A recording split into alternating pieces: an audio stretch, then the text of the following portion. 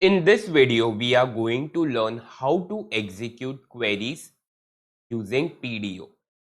PDO offers several methods for executing queries with each attuned to executing a specific type of query type in the most efficient way possible. So means there are actually different types of queries and PDO offers several methods for executing them. Okay, so that is the power of PDO. Up till now we were using MySQL, and in that case we were only using one function, that is mysqli underscore query for any type of query. But as I said, that PDO is much advanced than mysqli and it offers more solutions, more effective solutions. The following list breaks down each query type. Okay, so basically there are three types of queries. First is executing a query with no result set. When executing queries such as insert, update, and delete, no result set is written. In such cases, the method exec returns the number of rows affected by the query. See, whenever we insert any data, update or delete any data, no result set is written. Result set means the output.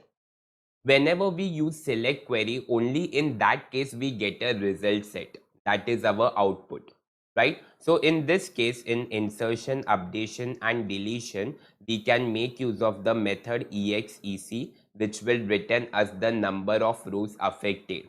So let's say if I am inserting two rows of data, that means two rows will be affected, right? So it will return 2 to me. Then we have executing a query a single time, means we are executing a query only once.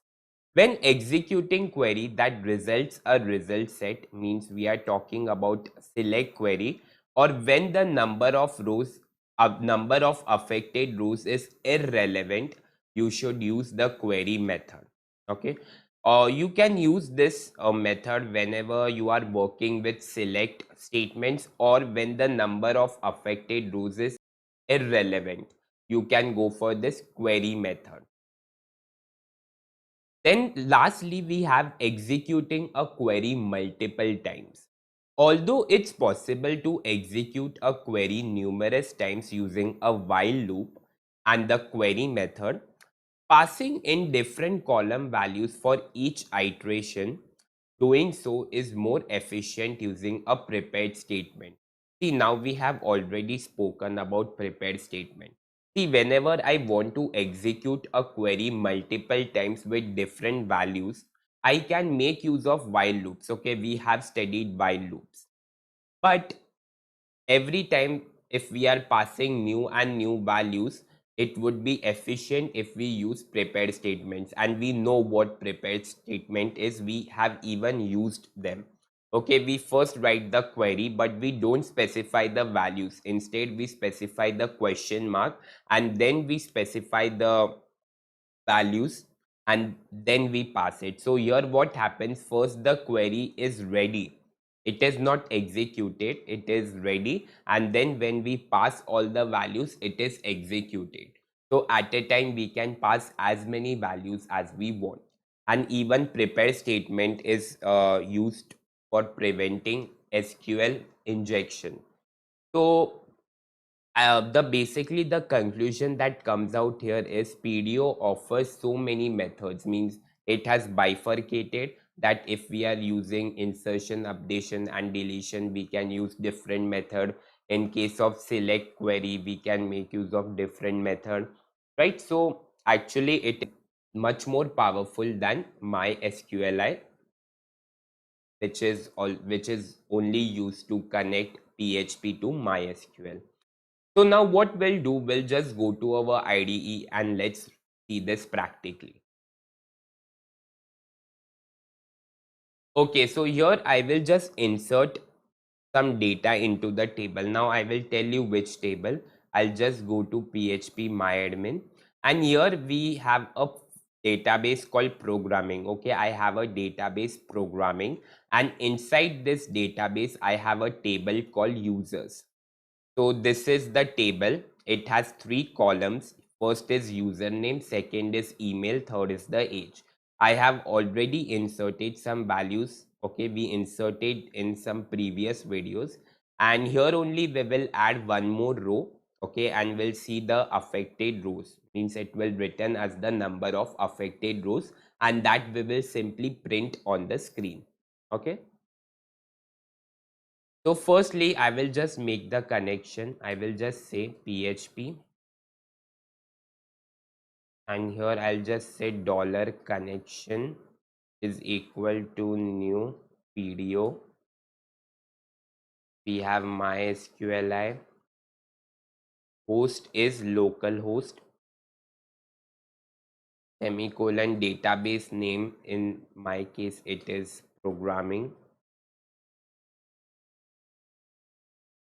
And then we have the username as root and password as blank.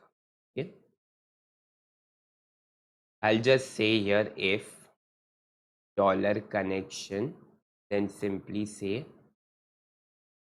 echo connection has been successfully established. Else I would say echo connection has not been established. I'll just break the line in both the cases. Okay.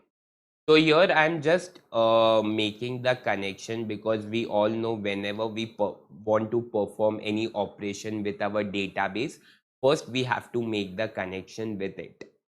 Now I will just say dollar query, and here I'll just store my query. In this case, it is insert into the table name is users. The column names are username, email, and age. The values. For now, I'm not making use of the prepare statement, okay, because I just want to run this query only once. Whenever you want to run this query multiple times with different values, in that case, prepare statement would be a better choice. And here I'll just pass the values.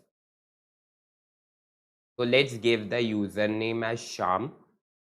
Then email ID, let's give as sham@gmail.com, and let's give the age as 35. Okay. So our query is ready, and now we will make use of exec method because here we are making inserting data, right? I'll just say dollar connection, then just call that method exec, and I'll pass this query. So what it will do, it will return us the number of affected rows.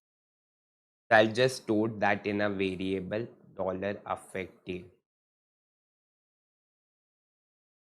and then I can simply print echo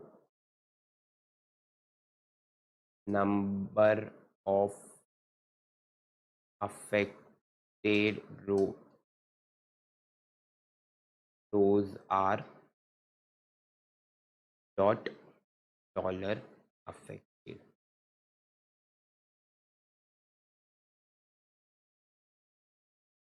Okay. So everything looks perfect. So I'll just go to my browser and let's run this. So I'll just go here and just reload this. Okay, so connection has been successfully established and number of affected rows are 1. Why 1? Because we are just inserting one row of data.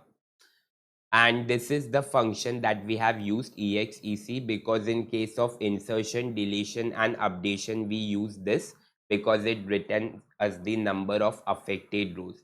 And when we are working with a select query, at that time we can make use of the function called query. Okay, that we will see now. But this is how the code looks like, and it returns us the number of affected rows. So I have stored that inside the variable and I'm just printing that number of affected rows are. Okay. Now what we will do is I'll just eliminate this much part. Okay, we will keep the connection and now let's work with select queries. Okay, so I'll just say dollar query and here I'll just select. Okay, I'll just go to the PHP myadmin. We will reload this. I'll just show you that the data has been inserted. Okay, so as you all can see, the new row has been added. Sham @gmail.com and 35. Now what I will do, I will just fetch this row of data, Kevin. Okay, Kevin @gmail.com and age 20. I will just fetch this row. Okay, and let's see whether we succeed. I will just say select. I'll just say star from the table name is users where username is equal to dollar value, and inside this variable dollar value I'll just store my username Kevin. So basically what it says is select star. Star means everything, each and every column. So the data of each and every column will be fetched from this table users where username is equal to Kevin. Okay, and now I will just run this query. So first I will make use of the loop called for each. I will tell you the reason why. And here I'll just execute it dollar connection. Then we have a function query and I'll pass my query. I'll just say as dollar row.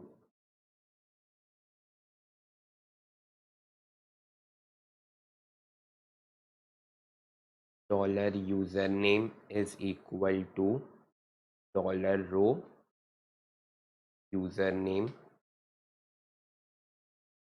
Then dollar email is equal to dollar row. We have email and then we have age. So dollar age is equal to dollar row and I have age. Now I will simply echo dollar username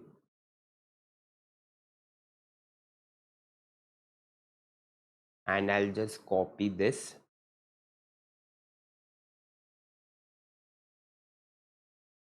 and instead of username here I will say email and here I will say age. Okay. So what I'm doing is I'm making use of for each loop. Why? Because here I'm fetching an entire row in this case. Okay, so in a row there are multiple columns, right? So I'm executing this query and I'm storing that row that it will return as the result set. That means that entire row, and I'm storing that inside this array called dollar row. Okay, now this dollar row is an associative array. So likewise, I'm just passing the column name dollar row and in the bracket I'm passing the key. The key is the column name and it will just give us the value. So I will store the value in username. Similarly, the key is email, that is the column name, and I'm storing the value inside this variable. So I'll just go to the browser and I'll show you. Okay, see, here we have username. So this is our key and the value is Kevin, Vatsal, Mark and Sham. So in this case, I'm just fetching one row of data. So it will return Kevin. In case of email, it will return this. In case of age, it will return 20. So that's what I have done here and I'm simply echoing out those variables. Okay, so now I'll just run this. I'll just reload this. Okay, as you can see, connection has been successfully established and we have Kevin @gmail.com and 20. Okay, So this is how you can work with select queries, because when we are working with select queries, it actually return us a row, and then we can just access all the data because it is an associative array.